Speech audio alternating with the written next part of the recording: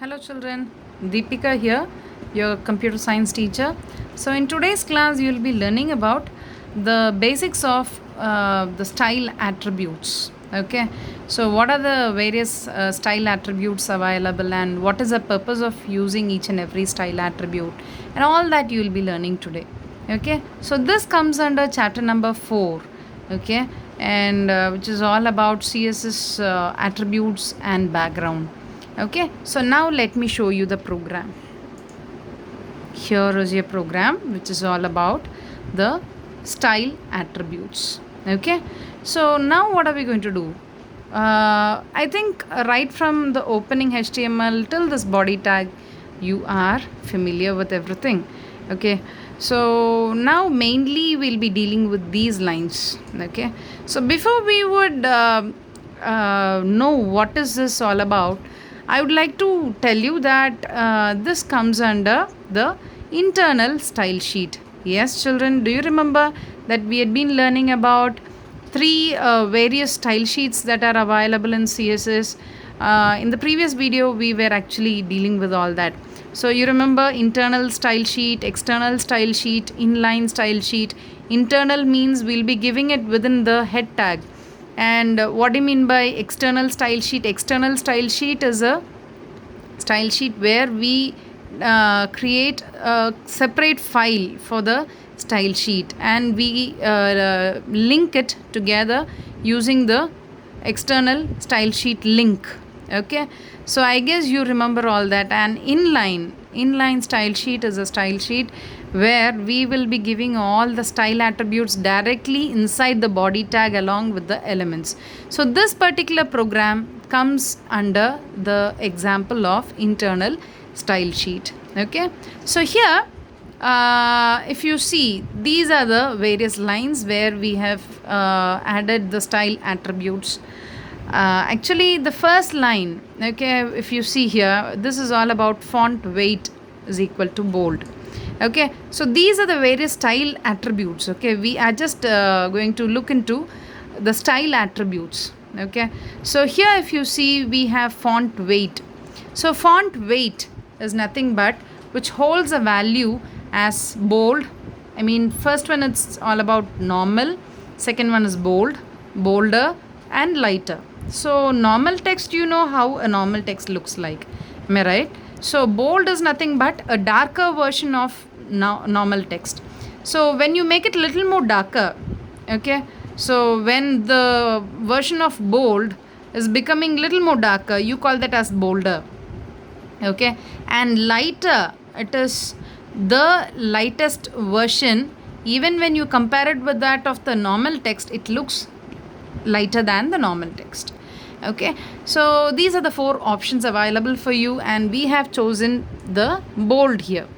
Okay, and the next one is all about text align. So text align, you have three values actually: right, left and center.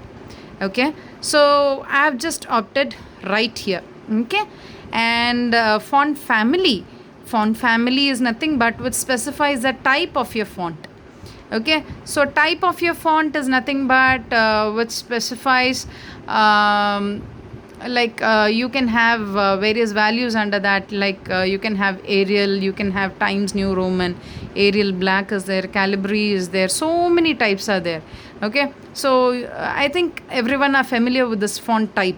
Okay, so you can have your own favorite font type there. Okay, and then we have color here. Okay, this color says it specifies the color of your text.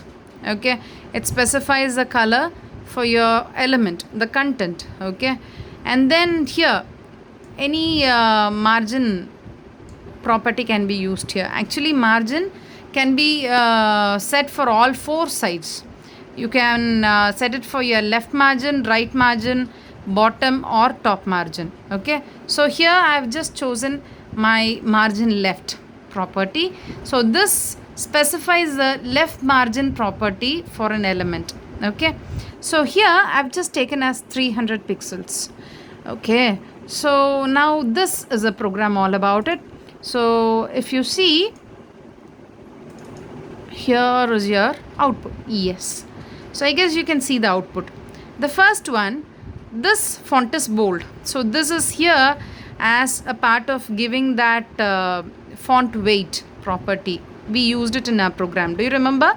Yes. So here, the second one, this will be right aligned. It is because of the text align property that we have used in our program. And here, font type used here is Arial. So this is as a result of using the font family property in our program. And this particular complete text is printed in red. Why is it so? It is because of the color property that we have incorporated in our program. And finally, this is all about margin left property. So I told you, no, it will be deciding the left margin for an element. So how it should be, okay, from where the content should be typed, where it should be displayed, all that gets displayed. I mean, all that gets decided based on the margin left property, or in general the margin property decides all these things. Okay, so this is about it. So let me show you a few changes. Okay, let me make few changes and I'll show you how this particular thing works. So here, instead of 300 pixels, if I give it as 500 pixels, okay, and here I'm saving it. Okay, now you will understand. Let me refresh the screen. Can you understand? So when we gave it as 500 pixels, you could understand that already you had a pretty good decent space here when you had 300 pixels, and now when you have changed the margin left property from 300 pixels to 500 pixels, now you can see that it's giving a better space on the left side. Okay, so this is how we can decide the margin left property, or in general the margin property. Okay, so this is all something which decides the appearance of your content in the web page. Okay, so I guess you are clear with all these things, and I would suggest you to go through your PPT that we have posted in the LMS, which will definitely give you a better understanding about the topic, and it will be highly helpful for you. Okay, so thank you, children. Okay, so just give a try, and you will feel it really interesting when you start working and exploring each and every property. Okay, go ahead. Thank you.